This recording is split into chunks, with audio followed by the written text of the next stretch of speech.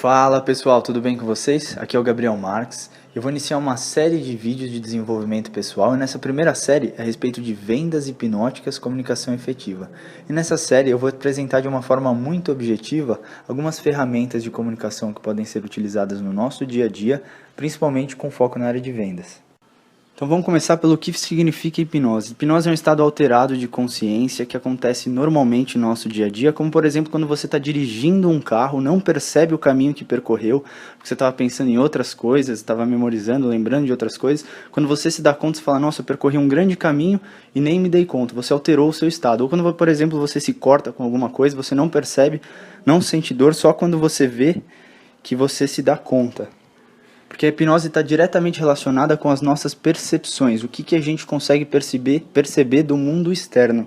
Existem inúmeros estímulos que a gente recebe o tempo todo, auditivo, sons da nossa volta, a nossa própria respiração, o que a gente está encostando ou não, só que não está diretamente recebido pelo nosso consciente. A gente tem consciência de 5 mais ou menos 2 estímulos que possam atingir a nossa mente, ou o nosso consciente.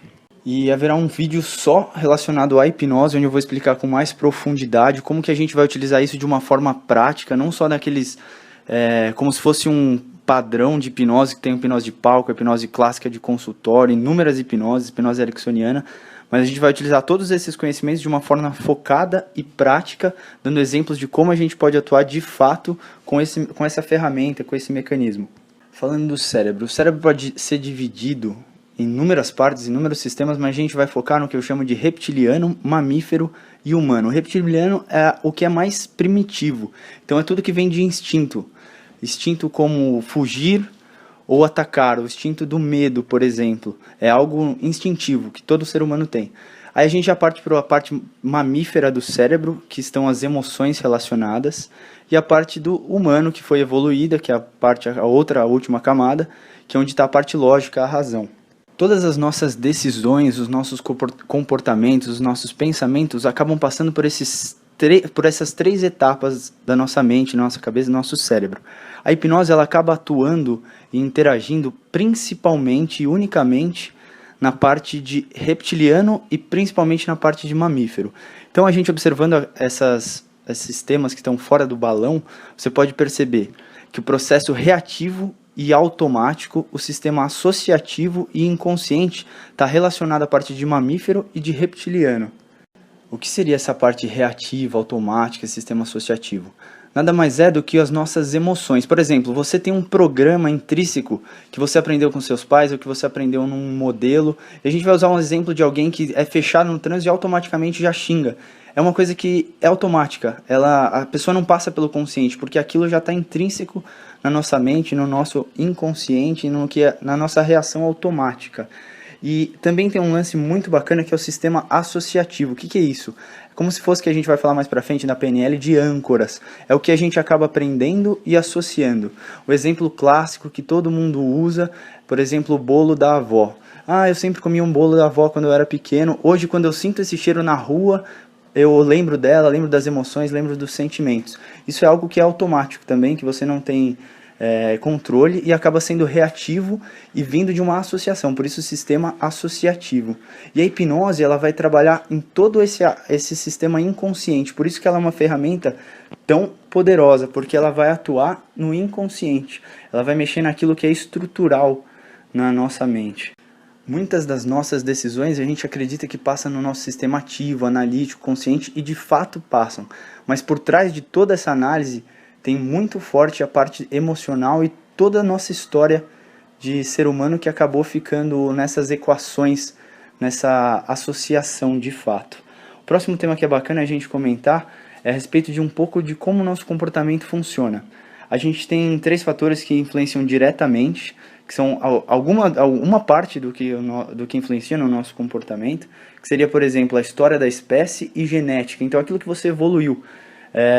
A gente tem uma informação muito interessante, por exemplo, o nosso temperamento é passado geneticamente, é uma coisa que o senso comum não tem contato.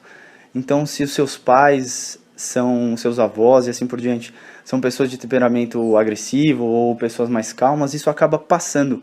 Assim como doenças, assim como predisposições, o comportamento e o temperamento também são relacionados a isso.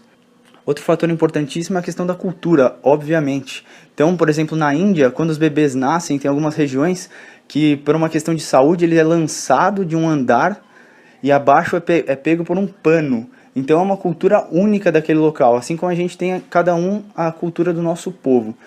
Outra coisa que é fundamental é a história de cada indivíduo. Uma pessoa que foi atacada por um cachorro quando era criança, provavelmente tem reações muito diferentes de quem nunca foi atacado.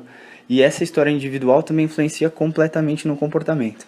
Essas são as 3 matrizes básicas, tem muito mais coisa que influencia, mas que faz muita diferença se você tem consciência de tudo isso.